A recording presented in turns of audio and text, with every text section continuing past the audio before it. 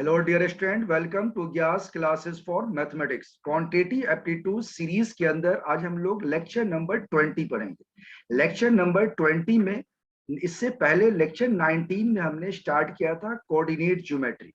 तो आज उसके आगे करेंगे। लेक्चर नंबर 20 में कोऑर्डिनेट ज्योमेट्री के अंदर हम स्टडी करेंगे कॉलिनियरिटी ऑफ द 3 पॉइंट्स। कि 3 पॉइंट्स अगर आपको दिया गया है तो इस 3 पॉइंट को कैसे आप दिखा सकते हैं कि ये पॉइंट क्या है, कॉलिनियर है। तो कॉलिनियरिटी की क्या कंडीशंस है, इसके बारे में हम स्टडी करेंगे। जो बच्चे नए हैं वो हमारे क्वांटिटी एप्टीट्यूड सीरीज को जाकर देख सकते हैं। इसमें हमने 19 लेक्चर ले चुके हैं, 20 लेक्चर है कोऑर्डिनेट ज्योमेट्री के अंदर। तो कोऑर्डिनेट ज्योमेट्री के अंदर आप देखोगे, आपको जानना है कॉलिनियरिटी ऑफ द 3 पॉइंट। ये 3 पॉइंट्स कॉलिनियर कब होंगे। कॉलिनियर का मतलब होता है the points lies on a same line. जो पॉइंट्स एक ही लाइन पे लाई करेगा उसको बोलते हैं कॉलिनियर पॉइंट्स। यानी collinearity of the 3 point, 3 points के कॉलिनियर होने की क्या शर्त है। तो आपका ट्रिक बता रहा है कि अगर 3 पॉइंट्स दे रखे हैं तो मान लीजिए पॉइंट ए है जिसका कोऑर्डिनेट्स क्या है x1 y1, दूसरा पॉइंट बी है जिसका कोऑर्डिनेट है x2 y2, तीसरा पॉइंट सी है जिसका कोऑर्डिनेट है x3 y3। Are collinear if ये तीनों पॉइंट कॉलिनियर होंगे इफ पहला कंडीशन है area of triangle ABC is zero. अगर ट्रायंगल एबीसी का एरिया जीरो हो जाता है। इससे पहली क्लास में आपको बताया था कि किसी ट्रायंगल के तीनों वर्टेक्स के अगर आपको कोऑर्डिनेट मालूम हो तो एरिया ऑफ ट्रायंगल इस फॉर्मूले से निकालते हैं। ये आपका है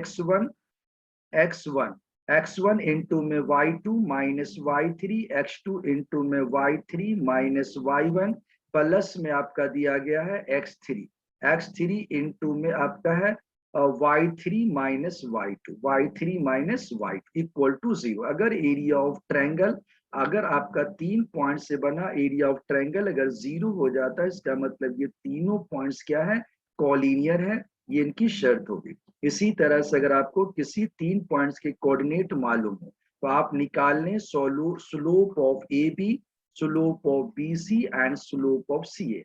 तो slope of A B, slope of B C and slope of A C, अगर तीनों का स्लोप एक जैसा आ जाता है तो आप उसको बोलेंगे कि वो तीनों पॉइंट्स क्या है, कॉलिनियर है। स्लोप के लिए आपको कंडीशन बताया गया है कि अगर मान लीजिए 2 पॉइंट दे रखा है, जैसे आपको ए बी का स्लोप निकाल, तो आप जानते हैं ए का कोऑर्डिनेट आपको दिया गया है x1 y1 और बी का कोऑर्डिनेट दिया गया x2 y। तो स्लोप होता है डिफरेंस ऑफ y कोऑर्डिनेट, यानी आप लिख सकते हैं y2 माइनस y1 अपॉन में x2 माइनस x1। ये क्या है, slope of line A B. तो अगर ए बी का स्लोप, बी सी का स्लोप और ए सी का स्लोप, तीनों का स्लोप आपने निकाला और ये तीनों इक्वल आता है, इसका मतलब A B C are in ABC are collinear point, यानी एबीसी एक ही लाइन पे लाई करता है। इसी तरह से थर्ड पॉइंट आपको जानना है डिस्टेंस बिटवीन ए एंड। अगर ए और बी के बीच का डिस्टेंस आप निकालते हैं, that is A B find करते हैं, या डिस्टेंस बिटवीन बी और सी बी सी फाइंड करते हैं, और distance between A and C A C find करते हैं। और तीनों का डिस्टेंस, ए से बी का डिस्टेंस और बी से सी का डिस्टेंस और ए से सी का डिस्टेंस, ये तीनों ही डिस्टेंस क्या है, इक्वल आता है। तो ये भी प्रूफ होता है कि ए बी सी क्या है, कॉलिनियर पॉइंट है। डिस्टेंस फॉर्मूला हम सिखा चुके हैं कि अगर ए के कोऑर्डिनेट आपको दे रखे हैं x1 y1, बी का कोऑर्डिनेट है x2 y2, अगर आपसे पूछा जाए कि ए और बी के बीच का डिस्टेंस, यानी आप ए बी बताइए। तो क्या सीखा था आपने, डिफरेंस ऑफ x यानी x2 माइनस x1 का होल स्क्वायर, प्लस में आपने सीखा था difference of y2 minus y1 के होल स्क्वायर का रूट अंडर। इसी तरह से ए बी निकाला, बी सी निकाल लें, सी ए निकाल, अगर ये तीनों इक्वल आता है तो these A and A B C points are collinear. तो ये काफी इंपॉर्टेंट कंसेप्ट है कि कोई भी 3 पॉइंट्स दिया हुआ है, अगर 3 पॉइंट्स के कोऑर्डिनेट आपको मालूम है और आपको दिखाना है, बताना है कि ये इसके कॉलिनियर है या नहीं, तो आप एरिया ऑफ ट्रायंगल फाइंड कर ले, और अगर ये जीरो आ गया तो ये तीनों पॉइंट्स क्या होगा, कॉलिनियर होगा।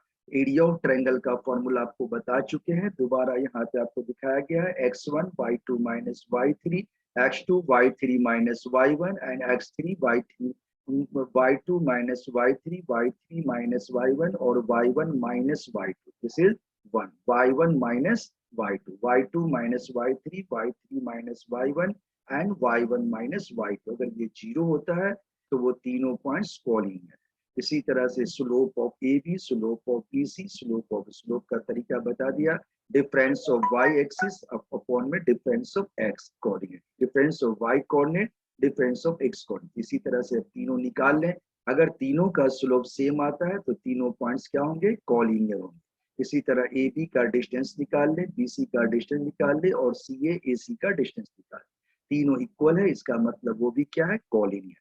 तो ये था आपका पहला point, collinearity of the three points. चलिए नेक्स्ट पॉइंट पे आते हैं। अगले पॉइंट में हमें जानना है सेंट्रॉइड ऑफ ए ट्रायंगल। तो जानते हैं ये सेंट्रॉइड ऑफ ट्रायंगल क्या है, और ये काफी इंपॉर्टेंट है। कई बार एग्जाम्स में इसके ऊपर भी क्वेश्चन पूछे जाते हैं। डायरेक्ट आपसे यही पूछ देगा कि सेंट्रॉइड क्या है। तो याद रखिए कि centroid of A triangle, centroid of triangles का मतलब है कि centroid is the point of intersection of all the three medians of A triangle. किसी ट्रायंगल के तीनों मीडियंस का जो इंटरसेक्टिंग पॉइंट होगा, that is called centroid of A triangle.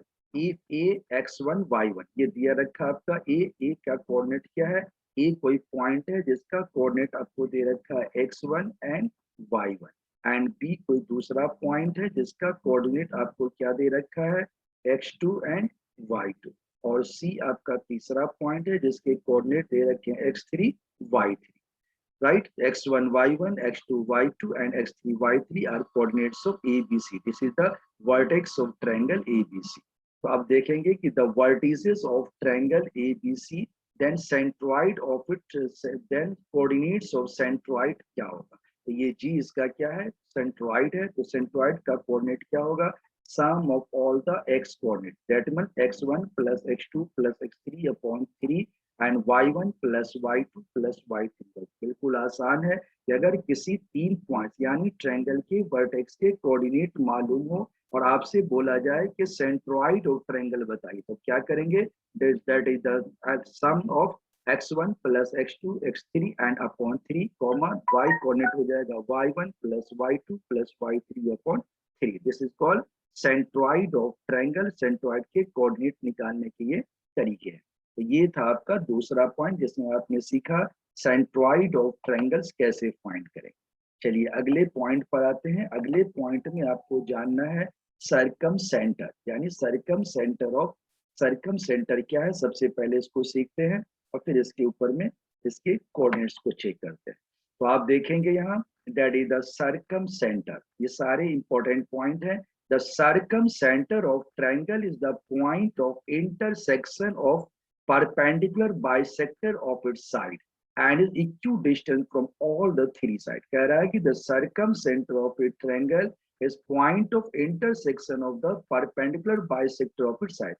Side के जो परपेंडिकुलर बाइसेक्टर है उसका इंटरसेक्शन जो पॉइंट होगा उसको बोलेंगे circumcentre, and is equidistant from all vertices. और ये तीनों वर्टिसेस से क्या होगा, इक्वल होगा। यानी अगर आपको दिया गया है ए x1 y1, A x1 and y1, दूसरा दे रखा है बी कोऑर्डिनेट्स आपको दे रखा है x2 y2 and C coordinate x3 y3 are the vertices of triangle and OXY is the circumcentre of A triangle ABC। Then क्या होगा, उस circumcentre का डिस्टेंस तीनों वर्टेक्स से सेम होगा, OA equal to OB equal to OC। उस OA अगर आप निकालेंगे तो डिस्टेंस फॉर्मूला आप पहले जान चुके हो, O का मतलब है XY और A आपको मालूम है x1 y1। तो फॉर्मूला बनेगा x माइनस x1 का whole square plus y minus y1 का होल स्क्वायर। अगर आप OB निकालेंगे तो O मालूम है XY और B मालूम है x2 y2, तो आपका जवाब होगा x माइनस x2 का whole square plus y minus y2 के होल स्क्वायर पे रूट अंडर। इसी तरह से आप देखेंगे कि अगर आपसे ये पूछा जाएगा कि बताइए OC, तो आप O मालूम है XY और C मालूम है x3 y3, तो x माइनस x3 का whole square plus y minus y3 के होल स्क्वायर का रूट। तो ये था आपका सरकम सेंटर, जिसमें आपने देखा कि सरकम सेंटर क्या है, point of intersection of perpendicular bisector of it side. Perpendicular bisector of side जिस पॉइंट पर मिलेगा, इंटरसेक्ट करेगा, दैट इज कॉल्ड सरकम सेंटर। ये सरकम सेंटर तीनों वर्टेक्स से क्या होगा, इक्वल डिस्टेंस पे होगा। और उसका दूरी कैसे निकालेंगे, तो आपको पता है कि ओ का कोऑर्डिनेट अगर एक्स वाई है तो आप डायरेक्ट फॉर्मूला लगा दोगे, एक्स माइनस एक्स वन का होल स्क्वायर प्लस में वाई माइनस वाई वन का होल स्क्वायर रूट अंडर, इतना ही तीनों निकलेगा। तो ये था आपका सरकम सेंटर। चलो इसके बाद देखते हैं अगला पॉइंट आपको जानना है, इन सेंटर। कह रहा the centre of the circle which touches the sides of it triangle is called it's in centre. In centre is the point of intersection internal angle bisector of triangle. किसी भी triangle के तीनों angle internal angle bisector जिस point पर मिलेगा that is called in centre of A triangle. चलिए आगे देखते हैं इन सेंटर ऑफ ट्रायंगल कैसे निकालना है उसका कोऑर्डिनेट्स को। तो इन सेंटर ऑफ ट्रायंगल्स के लिए आप ध्यान दो, जैसे आपने देखा यहाँ ये एक ट्रायंगल दिया गया है आपको और कह रहा है इसमें ये ट्रायंगल है और ये ट्रायंगल के अंदर ए का कोऑर्डिनेट x1 y1, बी का कोऑर्डिनेट x2 y2, सी का x3 y3 और आपने देखा कि इसका ये एंगल बाइसेक्टर है, इसका ये एंगल बाइसेक्टर, ये एंगल बाइस यहाँ पे मिल रहा है, then this is called I that is in centre of a triangle. If A x1 y1 यानी ये आपका x1 है और ये y1 है, ब्रैकेट बंद कर दिया। इसी तरह से x2 y2 and x3 y3 are the vertices of A triangle ABC such that BC, अब ये BC है, BC के लेंथ को हमने क्या माना, ये A के अपोजिट है तो A मान लिया। इसी तरह से CA, CA क्या है, B के अपोजिट है तो इसको हमने क्या माना, B। और ये आपका AB C के अपोजिट है तो इसको क्या मान लिया, C। This is the length of AB, this is length of BC, this is length of CA। Length आपको मालूम है, नहीं मालूम है तो कोऑर्डिनेट से आप निकाल लोगे लेंथ, यानी कि फॉर्मूला से डिस्टेंस फॉर्मूले से इसकी लेंथ निकल जाएगी। देन कोऑर्डिनेट ऑफ सेंटर क्या होगा, ax1 plus bx2 plus cx3 upon a plus b plus c। और y coordinate of in centre क्या होगा, ay1 plus by2 plus cy3 upon a plus b plus c। ये काफी important fact है जिसको आपको याद रखना है।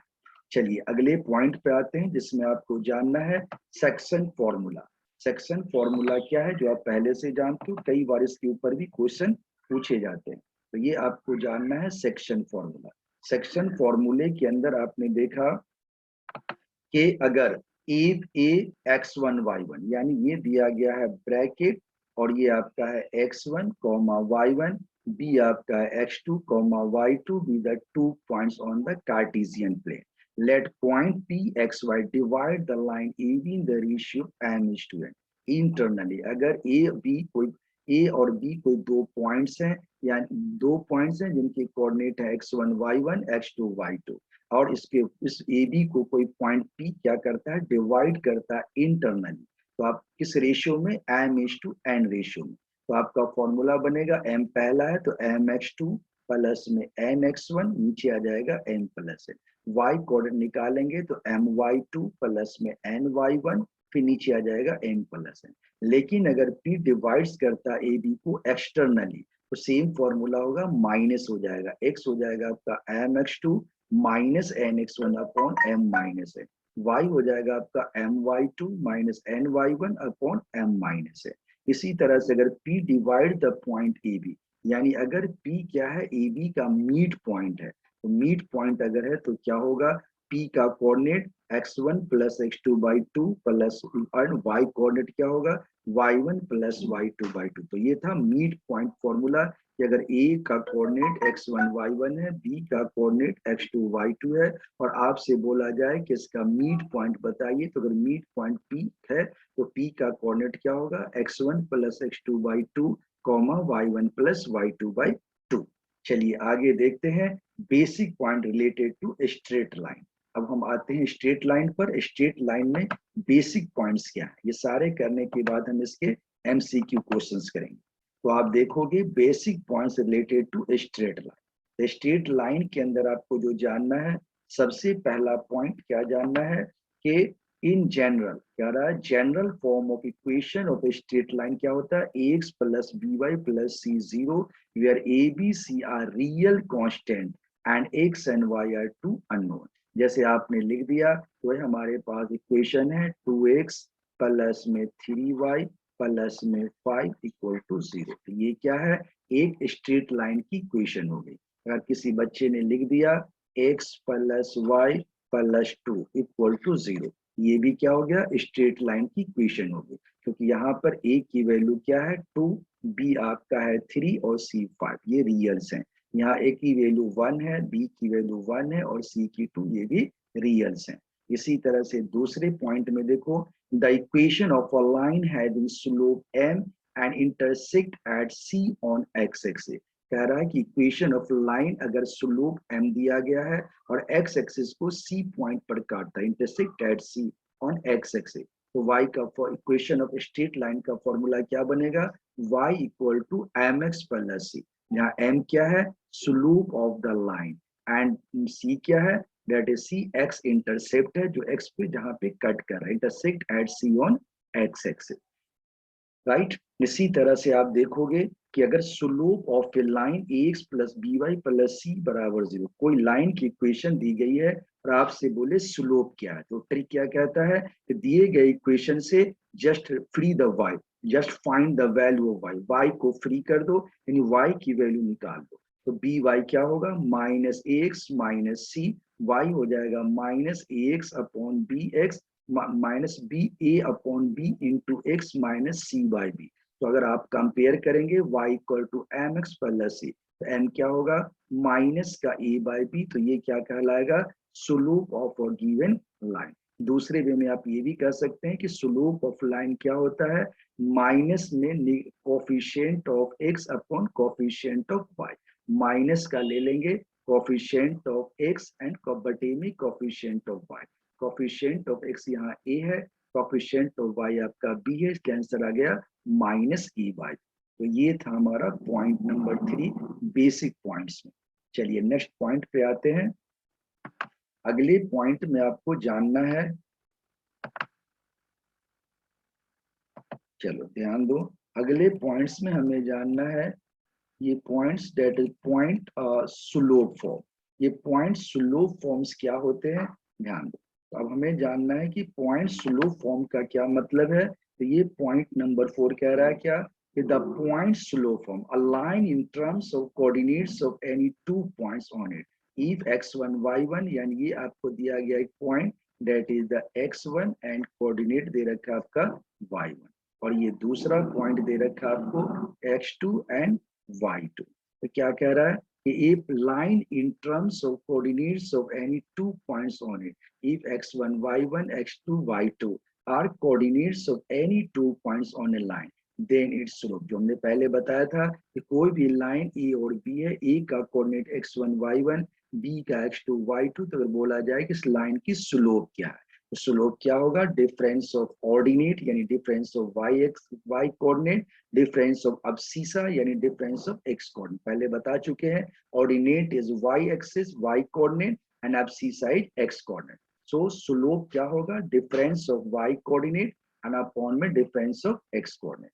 अगला पॉइंट आपका है 2.4, if a line, if the equation of a line passing through the points a x1 y1, यानी आपका एक पॉइंट दे रखा a जिसका कोऑर्डिनेट है x1 y1 एंड b का कोऑर्डिनेट दे रखा x2 y2। इक्वेशन क्या बनेगा, y minus y1 upon x minus x1 equal to y2 minus y1 upon x2 minus x1। अगर आप इसको सॉल्व करेंगे तो क्या होगा, y माइनस y ये चला जाएगा इस side, y2 minus y1 upon x2 minus 1 into x minus 1। और आपने अभी सीखा ये क्या है, slope of the line m। तो ये था हमारा 2.4। अगर 2 पॉइंट दे दिया जाए तो आप उसके इक्वेशंस को कैसे फाइंड करोगे। चलो अगले पॉइंट पर आते हैं, और ये अगला पॉइंट भी काफी इंपॉर्टेंट है। ये सारे बेसिक पॉइंट्स इंपॉर्टेंट है, इसी के बेस पर आपके क्वेश्चंस बनेंगे। तो अब आपको बता रहा 6 पॉइंट के अंदर कंडीशन ऑफ पैरेलल लाइन, अगर 2 लाइन आपको दे दिया जाए तो उसके पैरेलल होने की क्या कंडीशन है, पैरेलल होने की क्या शर्त है। तो कह रहा है condition of parallel line, if the slope of 2 lines m1 m2 are equal then lines are parallel. अगर 2 लाइन के स्लोप m1 m2 है और ये दोनों का दोनों क्या हो जाए, इक्वल हो जाए, यानी कि m1 इक्वल टू क्या बन जाए m2, तो वो लाइन क्या होगा, पैरेलल होगा। If the slope of two lines that is m1 m2 are equal then lines are parallel. That is equation of line parallel to ax by plus c zero क्या होगा, ax plus by plus q zero. तो याद रखो कोई भी equation दिया रहेगा बोलेगा इसके पैरेलल बताइए, तो आप डायरेक्ट ये भी बता सकते हैं कि जो x और y का कोफिशिएंट दोनों का सेम होगा, ओनली कांस्टेंट में फर्क होगा। यहाँ c है यहाँ q। तो जैसे आपको कोई इक्वेशन दे दे कि भाई आपका इक्वेशन था 2x प्लस 3y और प्लस में 4 इक्वल टू 0, और आपसे बोले कि हमें equation of line parallel to this बताइए। इसके पैरेलल के अगर आपको इसके पैरेलल निकालना है, इस इक्वेशन के क्या निकालना है, पैरेलल, तो आप क्या लिख दोगे, ये 2x ऐसे ही रहेगा, ये 3y ऐसे ही रहेगा, और यहाँ 4 के अलावा कुछ भी लिख दो। हमने लिख दिया 2x plus 3y equal to 5। इसका मतलब ये दोनों लाइन क्या है, पैरेलल है, राइट। तो आपने सीखा कि डेट इज, अगर तो ये पहले भी सिखा चुके कि अगर दो लाइन की a1 by a2 equal to b1 by b2 अगर होता है तो, और तो क्या होता है, that is the lines are parallel. तो लाइंस क्या होते हैं, पैरेलल होते हैं। तो उसी कंडीशन को इसने लिया है, यहाँ पर ax plus by plus c zero और ax by plus q zero. तो अगर दो लाइन को पैरेलल दिखाना है तो x के कोफिशिएंट और y के कोफिशिएंट तो सेम होंगे, कांस्टेंट टर्म्स क्या है, अलग होगा। इसी तरह से आपको जानना है condition of perpendicular line. If the multiplication of slope of two line that is m1 and m2, ये स्लोप दे रखा है आपको, एक स्लोप आपका है m1 और एक स्लोप आपका है m2। तो क्या कह रहा है कि if the product of slope of the to line, दो लाइन के स्लोप का प्रोडक्ट अगर क्या होता है, -1 होता है, तो वो क्या होगा, वो लाइन आपस में परपेंडिकुलर होंगे। यानी equation of line perpendicular to ax plus by plus c zero क्या होगा, तो आप इंटरचेंज कर दो, ये आ जाएगा bx माइनस ay और प्लस में कांस्टेंट भी चेंज हो जाएगा q इक्वल टू 0। तो ये याद रखना है कि अगर कोई इक्वेशन हमें दे रखा है और बोलता है इसके परपेंडिकुलर बताओ, तो हम क्या करेंगे, कोफिशिएंट को इंटरचेंज कर देंगे और y वाले को निगेटिव कर देंगे, जो कांस्टेंट है उसको भी डिफरेंट लेंगे, तो हमें क्या निकलेगा, परपेंडिकुलर लाइन निकल जाएगा। और इस पॉइंट को याद रखना है कि product of slope of the two perpendicular line क्या होता है, -1। When the two lines are parallel then slope is equal, तो स्लोप क्या होता है, बराबर होता है। इसी तरह से आप देखोगे अगले पॉइंट में, नेक्स्ट पॉइंट में आपको जानना है angle between the two line. अगर दो लाइन आपको दे दिया गया और बोला है कि इसके बीच का एंगल बताइए, तो एंगल जानने के लिए आपको ये फॉर्मेट जानना है कि डेट इज, अगर angle between the two line, तो मान लीजिए एंगल क्या है, थीटा है। तो ये फॉर्मूला कहता है कि अगर आपका एंगल थीटा है तो डायरेक्ट यूज करो, that is tan theta equal to plus minus m2 minus 1 upon m1 plus m1 m2। m1 एक स्लोप है एक लाइन का, m2 स्लोप है दूसरे लाइन का, तो दोनों के बीच का एंगल ये होगा। अगले पॉइंट पर आपको जानना है intercept form. Intercept form equation of line L intersect A and B on x and y axis respectively. मान लो x और y एक्सिस पे अगर वो एक दूसरे को इंटरसेक्ट करता है तो इक्वेशन ऑफ लाइन क्या होगा, x upon a plus y upon b equal to 1। That is called intercept form of the equations. तो ये था हमारा 9th पॉइंट। चलो एक पॉइंट और करते हैं, 10th पॉइंट तक आज रखेंगे। तो 10th पॉइंट में देखते हैं आपका क्या है। तो 10th पॉइंट में आप देखोगे that is condition of the concurrency of the three line. कोई भी तीन लाइन दिया गया है और कैसे आप देखोगे वो तीनों लाइन कॉन्कुरेंट है। तो कह रहा आप condition of the concurrency of three line, let the equation of three line क्या है, ये तीन लाइन का इक्वेशन मान लीजिए ऐसे है, ax1 प्लस में आपको दिया a1x प्लस में दे रखा है b1y प्लस में c1 0, और दूसरा दे रखा है आपको a2x प्लस में आपको दिया गया b2y एंड प्लस में c2 0। तीसरी लाइन आपको दे रखा a3x और ये दे रखा आपका b3y और ये दे रखा c3 0। तो अगर ये तीन इक्वेशन दिया हुआ है और आपको ये शो करना है कि तीनों लाइन क्या है, कॉन्कुरेंट है, तो ऐसे के लिए हम क्या करेंगे, just find the determinant of the coefficient. जो कोफिशिएंट दे रखा है यानी A1 B1 B1 A1 B1 C1 A2 B2 C2 A3 B3 C3 का क्या निकालो, डिटरमिनेंट निकालो। अगर वो 0 होता है तो क्या होगा, कंकरेंस होगा। तो इसके क्वेश्चंस आएंगे, उसके बेस्ड पर भी बताएंगे। अभी आपको इतना ही जानना है, कोई भी 3 इक्वेशन दे दिया हो और आपको बोले कि बस प्रूफ करो या वो लाइन कॉन्कुरेंट है, इसका मतलब उसके कोफिशिएंट का डिटरमिनेंट क्या होगा, 0 होगा। तो आज के लिए यहीं तक। अगर आपको ये क्लास अच्छी लगी और आपको समझ में आ रहा है सारा, तो आप इसे लाइक कीजिए और अपने फ्रेंड को शेयर भी कीजिए। और हमारे YouTube channel gas classes for mathematics को सब्सक्राइब कीजिए, ताकि आपको लगातार क्लासेस जो है वो मिलती रहे। Thank you.